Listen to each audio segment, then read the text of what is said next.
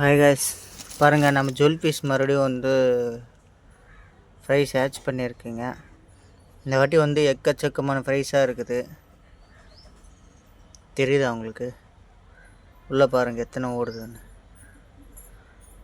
Hatch வந்து ஆனால் வந்து என்ன ஒன்று டிசப்பாயிண்ட்டுன்னா, ஹேட்ச் பண்ண குட்டியை கரெக்டாக இப்போ ஒரு 5 நாள் 10 நாள் பொறுத்து பார்த்தோம்னா ஒரே ஒரு குட்டி கூட இருக்க மாட்டேங்குது.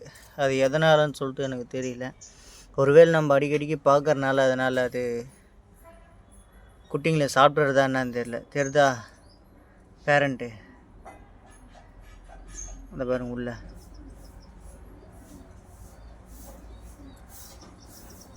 அதனால் எதுனா சாப்பிட்றதா என்னன்னு தெரில. இதுக்கு என்ன பண்ணலாம், தனியாக எடுத்து வளர்க்கலாமா இல்லைக்கிட்டு இதிலே அப்படியே பேரண்ட்டுகளே விட்டு வளர்க்கலாமான்னு சொல்லிட்டு மறக்காமல் கமெண்ட் பாக்ஸில் கொஞ்சம் கமெண்ட் பண்ணிட்டு போங்க.